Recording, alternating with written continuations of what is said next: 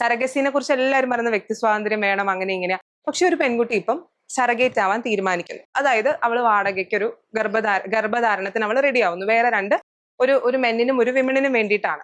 അപ്പൊ അവള് പ്രഗ്നന്റ് ആവുന്നത് ഈ സ്ത്രീയുടെയും പുരുഷന്റെയും ഓം സ്പേമും എടുത്ത് അവളുടെ യൂട്രസിൽ ഇടുന്നു കേട്ടോ. അവള് പ്രഗ്നന്റ് ആയ ഒരു 3-ാമത്തെ ആഴ്ചയാണ് ഈ പേരൻസ് അറിയുന്നത് ഈ കൊച്ചിന് ജനറ്റിക്കലി എന്തോ പ്രശ്നമുണ്ട്. അപ്പൊ പേരൻസ് പറഞ്ഞു ഞങ്ങൾക്ക് വേണ്ട. അപ്പൊ ഇവൾ എന്നാ ചെയ്യും? ഇവളുടെ കൊച്ചല്ല, ഇവൾക്ക് യാതൊരു പരിചയമില്ലാത്ത 2 മനുഷ്യരില്ല. അപ്പൊ അവര് പറയുന്നു നീ അബോർട്ട് ചെയ്തോ. ഇവളുടെ മനസ്സിൽ പെൺകുട്ടി ഒരു വിക്ടിം ആവുകയാണ്. അവള് വിക്ടിം ആവാണ്. അപ്പൊ അവൾക്ക് അബോർട്ട് ചെയ്യണോ വേണ്ടയോ? അവളുടെ വയറ്റിൽ കിടക്കുന്ന കുഞ്ഞല്ലേ, ഇത് എന്ത് ചെയ്യണം? അവൾക്കൊരു പിടുത്തമില്ല. ഇതാണ് ഇതിന്റെ 1-ാമത്തെ ഒരു പ്രശ്നം. ഇനി 2-ാമത്തെ ഒരു പ്രശ്നം എന്ന് പറയുന്നത്, അത് എനിക്ക് തോന്നുന്നത് നമ്മളെക്കാളും കൂടുതൽ അമ്മമാർക്കായിരിക്കും മനസ്സിലാവുന്നത്.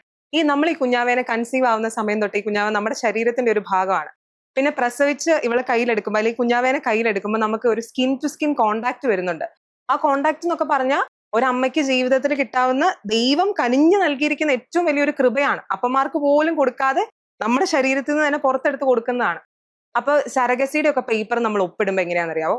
കൊച്ചിനെ കാണാനുള്ള അനുവാദം ഇല്ല, കൊച്ചിനെ തൊടാനുള്ള അനുവാദം ഇല്ല.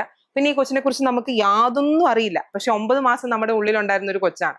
അപ്പൊ ഈവൻ ഫിനാൻഷ്യൽ ക്രൈസിസ് കൊണ്ടോ അല്ലെങ്കിൽ ജീവിതത്തിന്റെ എന്തെങ്കിലും ബുദ്ധിമുട്ടുകളോ കൊണ്ടൊക്കെ ആയിരിക്കും ഈ പെൺകുട്ടി ഒരു സർഗേറ്റ് ആവാൻ തീരുമാനിച്ചത്. പക്ഷെ അത് കഴിഞ്ഞ് അവളുടെ അടുത്ത് നീ കുഞ്ഞു പോകുമ്പോൾ അവൾ അനുഭവിക്കുന്ന ഒരു മാനസിക സംഘർഷമുണ്ട്. അവൾക്ക് എന്തെങ്കിലും ആ കുഞ്ഞിന്റെ കാര്യത്തിൽ ചെയ്യാൻ പറ്റുമോ? ഇല്ല. കാരണം ലീഗലി അവൾ ആരുമല്ല, അവൾ വാടകയ്ക്ക് വന്നൊരു കുട്ടിയാണ്.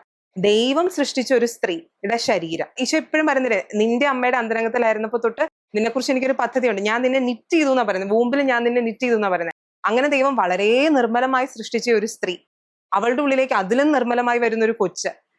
ഇങ്ങനത്തെ കാര്യങ്ങളെല്ലാം നമ്മൾ അങ്ങ് ക്ലംസി ആക്കി കഴിയുമ്പോൾ സത്യത്തിൽ എന്താ സംഭവിക്കുന്നത്? തമ്പുരാന്റെ എല്ലാ ഓർഡറുകളും നമ്മൾ മാറ്റുവാണ്.